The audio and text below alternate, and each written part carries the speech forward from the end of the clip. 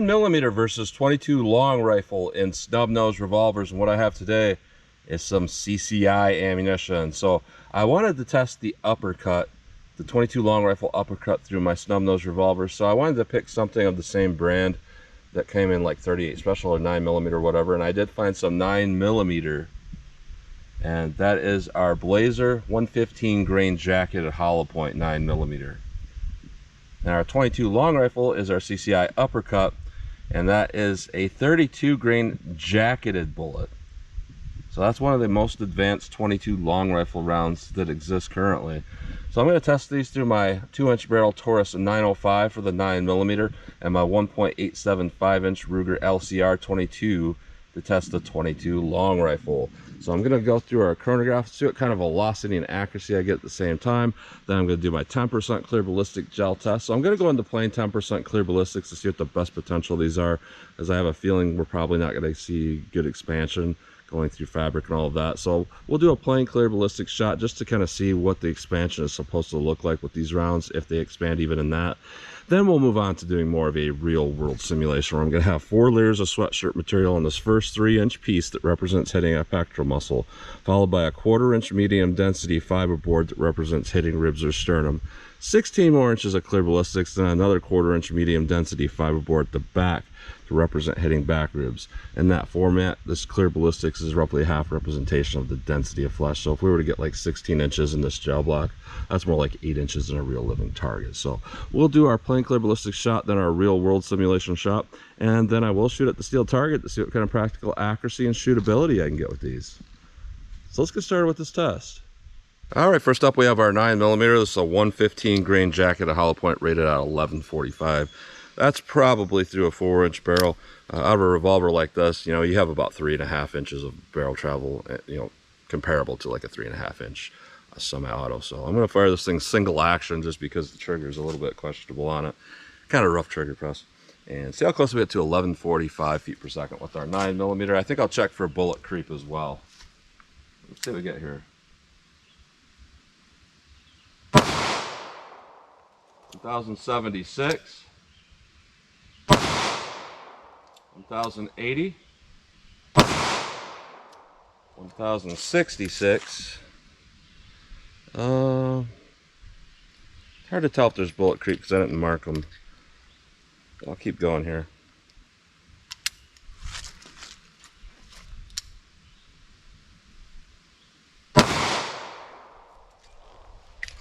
No read for some reason, and I don't really see any creep out with these.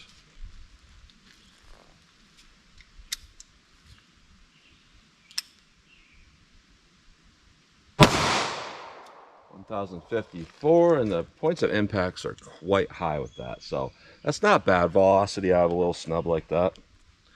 So our 22 long rifle, this is rated at 950 feet per second. It says something about being optimized for a 2.5 to a 4-inch barrel, but I do think that that's more like a semi-auto, because again, this is like longer barrel travel than typical. Even though this is about a 2-inch barrel, it's closer to like a 3.5-inch auto or something like that. So let's see how close we get to 950 feet per second with our uppercut.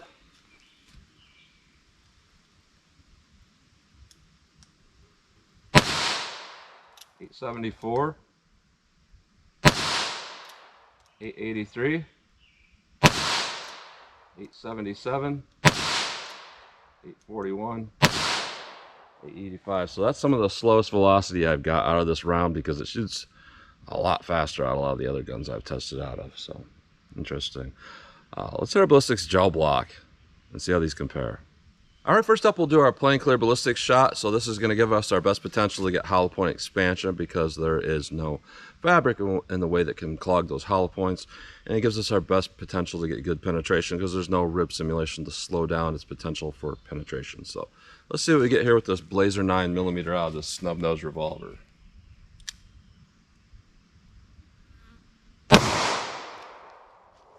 All right, I'll set that with our 22 long rifle. So we'll take a look.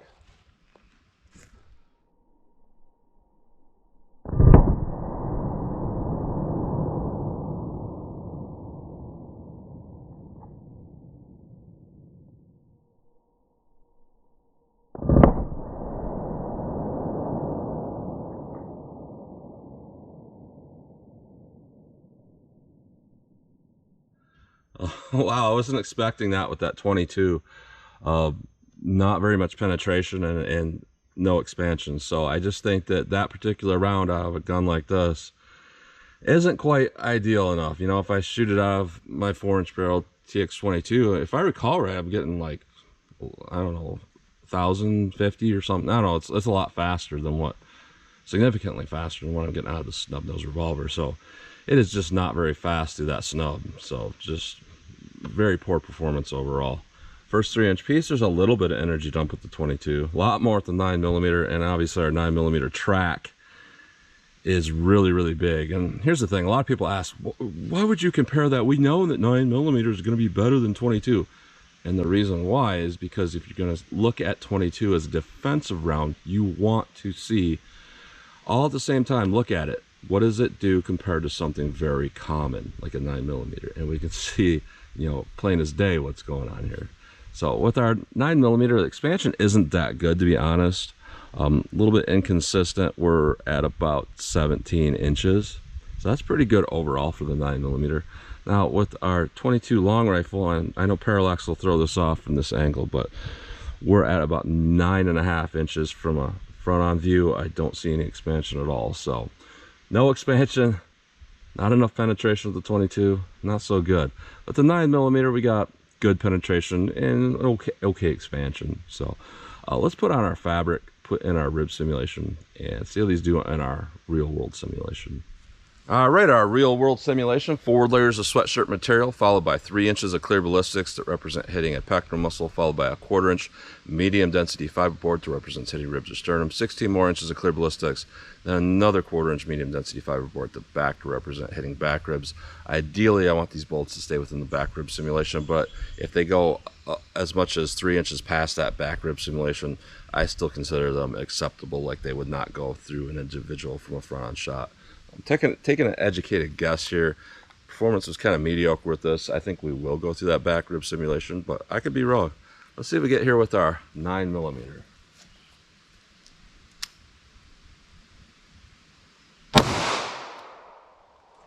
All right.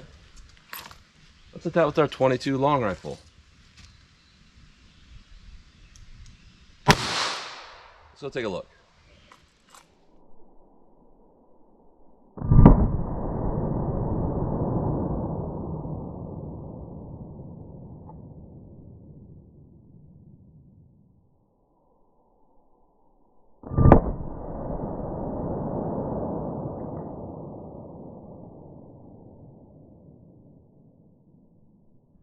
All right, so I am pleasantly surprised, and believe it or not, I would rather see what I'm seeing and be wrong than, you know, be prideful and be right and have it do terrible. So looking at this, that 9mm didn't do that bad. The expansion looks kind of minimal, but the penetration's really good.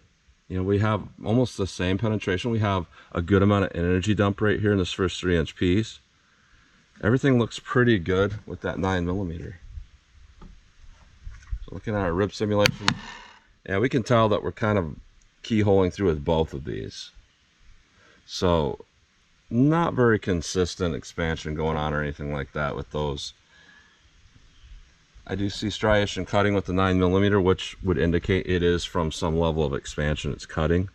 It looks like it did drift inward a little bit to the left, but with our 9mm, we got a penetration of about 16 3/4, so it's really good penetration overall. So that's a pass for self-defense. It would work. Now with our 22, I mean, that's even worse performance through the rib simulation. We only got about 7 1/4 inches. So not a whole lot of penetration going on there. Now I will say, even by 22 standards, this 22 had very little recoil. So I guess if you made, you know, correct shot placement, because it has such low recoil, maybe it would do pretty well. We'll find out. So let's pull these out of the block. We'll take a close-up look at these bullets. Then I'm going to shoot our steel and see what kind of practical accuracy and shootability I can do with these. All right, so here's a close-up look at these bullets going through plain gel. Here's our 9mm, and here's our 22 long rifle. So our 9mm is really interesting looking expansion. You know, I see that with a lot of cheap ammo, just cheap Winchester white box type stuff, where it's just a very thin jacket and it just breaks apart. I mean, that would do okay. It slowed down its penetration enough and it is expanded, but it's definitely not that good of expansion. And then our uppercut here, and you can see, you know, this is a jacketed bullet, and how they make that work is they make a band right there in the middle that is the actual diameter size. This is kind of like a Golden Saber. Remington Golden Saber does this with their, you know, law enforcement ammo, is they have a band right there so that you don't have a whole bunch of bullet dragging on the bore. And the Remington Golden Saber does it because it is brass, which is harder than copper. So if you put that down a normal barrel with all that surface area, it would cause too much drag. It would slow your velocity down, so they make a band.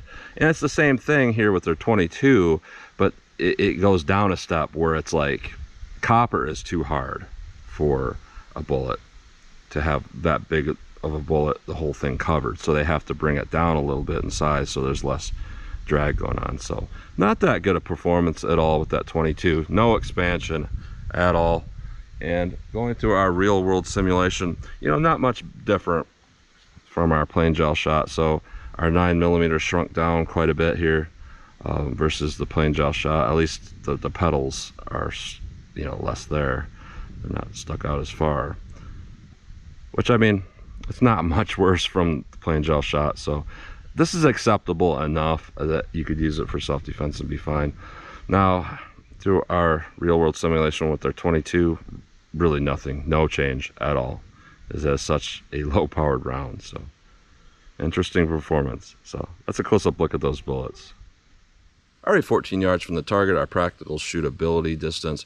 So I just want to get a front sight picture, pop these off as fast as I think I can hit the target, and see if there's a big difference in my ability to hit the target quickly. And one nice thing about 22 like this is you got 8 shots versus the typical 5 shot out of a snub nose revolver. So you got a little bit higher capacity. So let's see what I can do here with our 9mm.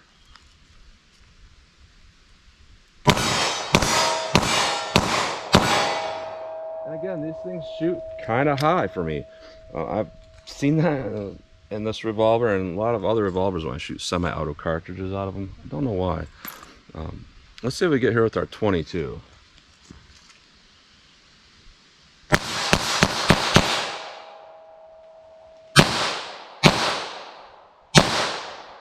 All right, so these shoot very high as well. I'm not sure how many times I hit when I was aiming center mass, and I took some headshots and they all went over the target. So yeah, all this is kind of shooting high for me. So let me back it up from a little more distance and shoot a lot slower with these and see if I can hit the target from some more distance just for fun. All right, 75 yards from target, really just for fun. That's all this is for. I like a challenge. I just like doing this, and maybe because they're shooting so high, they'll drop back down to being the right elevation at this distance. I don't know. Let's find out. Let's see what I can do with our 9mm. I'll fire some single action and see how these do. I'll aim center mass.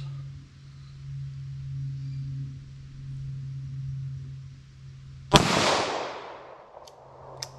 think that went over the target.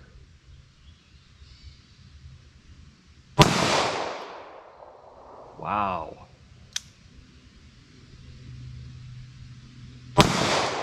Yep. So that was weird. The first one went over the target. The next shot, and a parallax will throw that off with that downrange camera. It takes things that are, let's say, 12 feet away and make it look like it's 4 feet away. But that second shot hit like 12 feet to the left. And then that third shot hit centered above the target by maybe 6 or 8 feet. So there's definitely something going on that's not normal with this particular ammo in this revolver. I'll try to make a few more shots.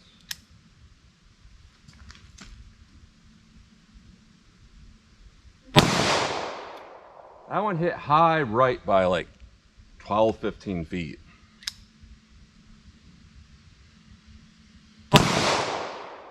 Dead center, but high by 4 or 5 feet. Just a little bit left. A few feet right. and high and left by 6 to 8 feet. So yeah, I've seen that phenomenon so many times with semi-auto caliber revolvers. They don't shoot quite right. Now this has almost no recoil. This will help me focus a little bit because there's no recoil. And I'll see where these things hit. 22 long rifle.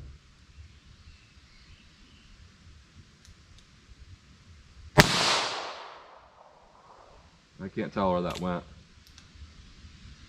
A little bit right. A little bit high.